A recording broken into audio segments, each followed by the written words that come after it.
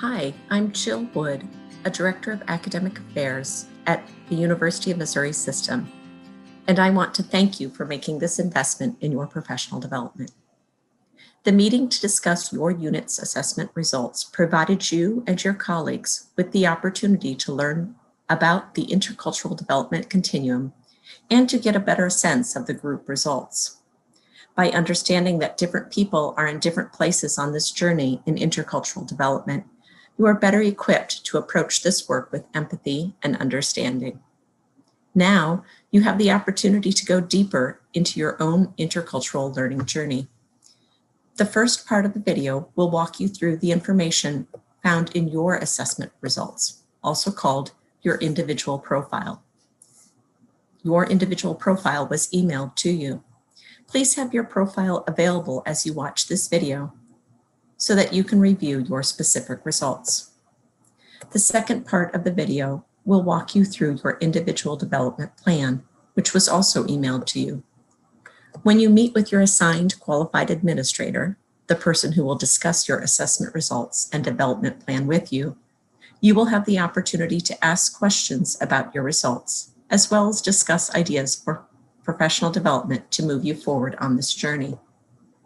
And finally, I want to mention that your report is confidential.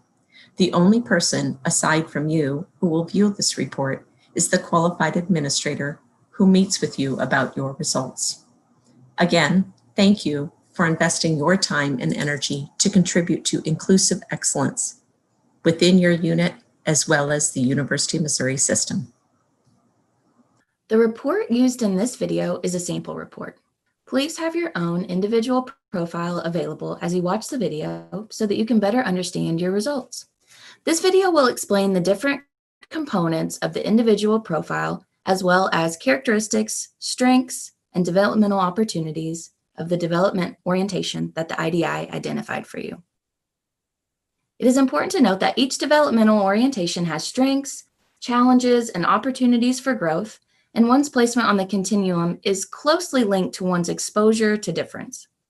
In other words, you may have had little or a lot of contact with people from different backgrounds, depending on where you grew up, who you went to school with, the organizations you belong to, if you did military service, had opportunities to travel, or even the books and movies that you like. All of these experiences with ideas and people from different backgrounds contribute to your feelings toward an approach to difference. This is what the IDI measures. Later, when we go through your individual development plan, you will be asked to reflect on the experiences you have or have not had with people who have cultural backgrounds or identities different than your own. This sample report provides information about your orientation to cultural differences as indicated by the IDI. So while your individual scores may differ, the descriptions of the orientation is the same. This will make more sense as we go through the report. The first 4 pages offer a refresher on the intercultural development inventory and a brief description of the 5 orientations, all of which was covered in the group debrief. It might be worth highlighting the second reflection question highlighted here for you from page 2 that asks if you have recently or are currently experiencing a significant transitional experience or big changes, as this may impact how you make sense of cultural differences and commonalities. Feel free to pause the video here for a moment and consider recent events and how they may have impacted your responses to the IDI.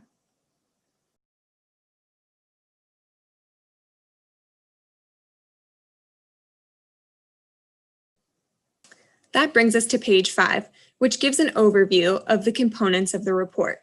You'll see 4 components in this report: your perceived orientation, your developmental orientation, your orientation gap, and your leading orientation. The first component, your perceived orientation, is a measure of how you rate yourself in terms of your own capability to adapt to cultural differences along the developmental continuum. The second component, your developmental orientation, indicates your primary orientation. This is a more accurate measure of how you experience and adapt to cultural differences and similarities, and also how others likely experience you. That brings us to the third component, the orientation gap, which reflects the difference between the perceived and developmental orientations. Most people have a higher perceived orientation score than developmental orientation score, which indicates an overestimate of one's level of intercultural competence. It's also possible to underestimate your intercultural competence or be fairly accurate in your assessment of how you adapt to cultural differences. And finally, the fourth component, or leading orientation. This represents the next steps to take in further developing your intercultural competence. Starting on page 6, the report becomes individualized. The top of page 6 of your report will indicate your perceived orientation as measured by the IDI. Your perceived orientation can also be thought of as your aspirational orientation. This is where you would ideally like to be at this stage of your intercultural development. As you see here, this person's perceived orientation is within acceptance, which means that this person sees themselves as a person who recognizes and understands that cultural differences are important.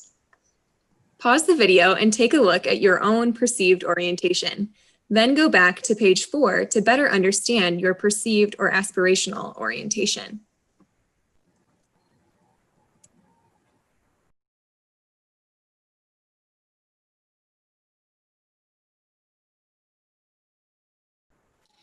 If we move to the bottom half of the page 6 in your report, you will see your developmental orientation. This is where the IDI assessment places you at this point in time. Your developmental orientation is minimization, which means that you probably tend to de-emphasize differences and highlight cultural commonalities.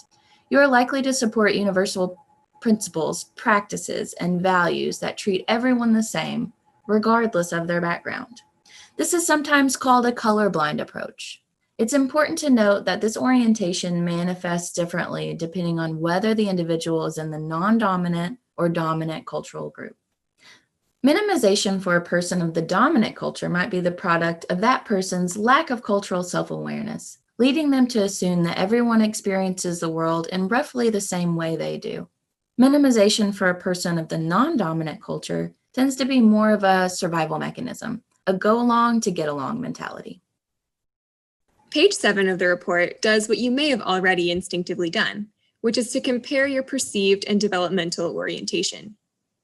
The IDI calls this the orientation gap, and you can read more about it on page 8.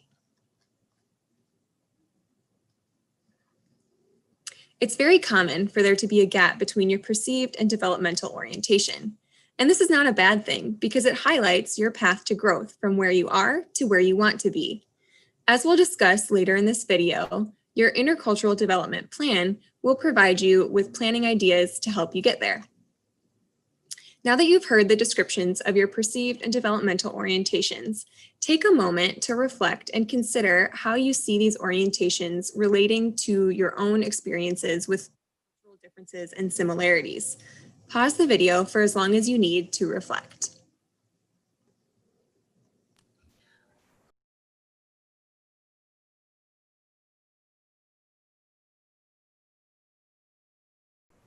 Okay, let's move on to page 9. Page 9 provides 7 characteristics to give you a more thorough picture of your developmental orientation. Let's walk through those together now. The minimization orientation may be used as a coping strategy by non-dominant culture members. A person in the minimization orientation does not view differences as a threat to one's own cultural practices. They seek to avoid stereotyping and biased behavior by treating each person as an individual. They may be interested in differences, but have limited ability to adapt to other cultural practices. They recognize the essential humanity of every person and try to act in tolerant ways. They may not be fully aware of how one's ideas and behaviors are culturally grounded. And they tend to assume people from other cultures are basically like us and apply their own cultural views to other cultures in ways that minimize the importance of cultural differences. The bottom of page 9 highlights a strength of and a developmental opportunity for your primary orientation. For minimization, a strength is that you're likely successful when commonalities can be drawn upon. Someone whose primary orientation is minimization is given the developmental opportunity or the task of developing a deeper cultural self-awareness. To further help you understand how your orientation might apply to your daily interactions, your report includes a practical scenario or illustration on the top of page 10. A sample is shown here, but feel free to pause the video and read through the scenario in your own report. As you read, consider what resonates with you and your experiences. Does this illustration shed any light on any of your interactions?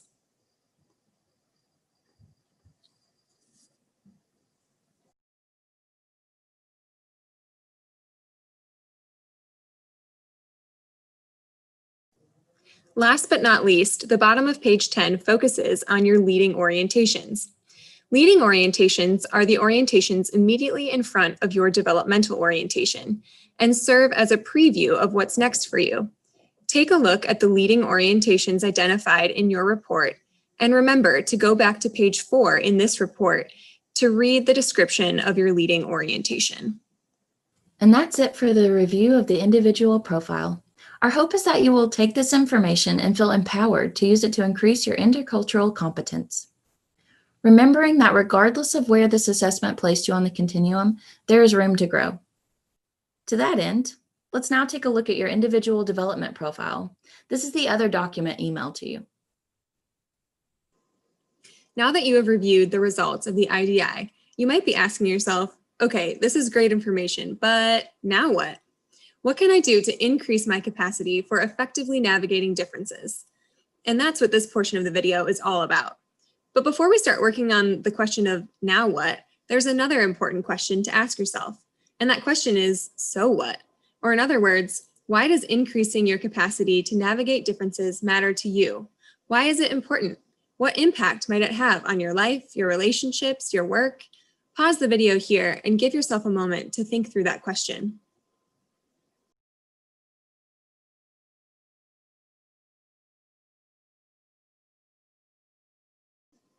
It's important to have an answer to that question because increasing your capacity to navigate difference takes time and intentionality. According to research, it takes an average of 30 to 50 hours of intentional, self-reflective learning to move from one developmental orientation to the next. Your answer to the question of why this matters will help keep you motivated to do this important work. So with that, let's go ahead and walk through the Individual Development Plan, or IDP for short. The sample plan you're seeing here is very similar to the one that you received. Let's start by looking at page 2. Here you'll see that the IDP is customized to your developmental orientation and is designed with 3 primary objectives in mind. The first is to help you gain insights regarding any intercultural challenges you might be facing and identify goals that are important for you. The second is to help you make connections between your developmental orientation and how you experience cultural differences and commonalities. And the third is to engage you in targeted and specific developmental learning designed to increase your ability to bridge across diverse communities. Page 2 also seeks to deconstruct the myth that exposure or proximity to difference automatically increases one's intercultural competence. Although it's true that exposure to difference can be a very powerful part of a person's intercultural development process, it takes active engagement, involvement, and reflection for that person to increase their ability to shift cultural perspective and adapt in culturally appropriate ways. Increasing your capacity to navigate difference is not a passive pursuit. It takes commitment, which brings us to page 3. The activities in the IDP are designed to support you, but ultimately this is a self-guided process and you're in the driver's seat. This may sound overwhelming, but remember it's small steps that we take along the journey and the reflection on the meaning we are making as we engage in these various experiences that truly make a difference.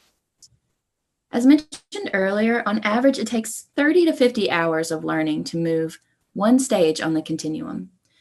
That may sound like a lot at first, but if you break it down by spending 1 hour a week or 10 minutes a day for a year, you would exceed the upper level of that range. We encourage you to pause the video right now and think about what your commitment to developing greater intercultural competence might look like. How much time can you spend? What days of the week or time of the day can you reserve? What reminders can you set in place? Could you incorporate this into something you already do?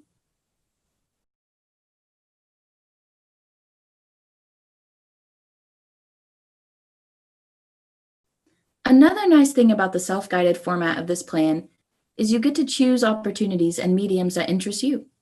Here's a list of 10 different learning opportunities that could be used to support your intercultural development, including training programs, films, books, articles, podcasts, or sites to visit.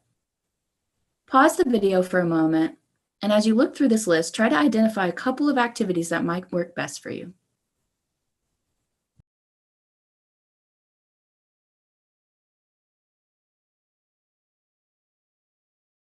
And that brings us to page 5. Page 5 begins with a brief description of your current developmental orientation, which is within minimization, and a reminder of the developmental opportunity of this orientation, which is to balance your focus on commonality with a deeper understanding of differences that might not fit into frameworks that are familiar to you. Now take a look at these 4 tips for selecting developmental activities. Take a moment to consider the activities that you identified above. Do they correspond well with this list of tips?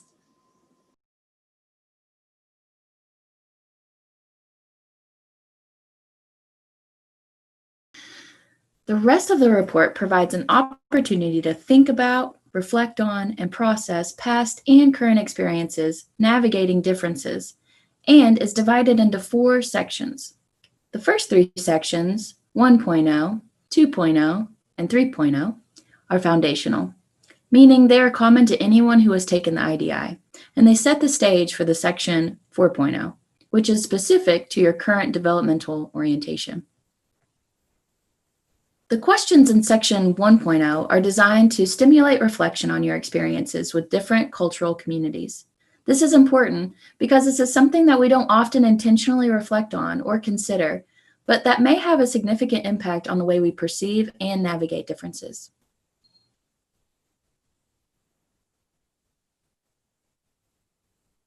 Section 2.0 invites you to consider intercultural development goals that may be important for you. As you notice here, these are set up as SMART goals and show not just the goal, but also encourage you to think about the process indicators or to think through how will you know you are making progress towards the goal.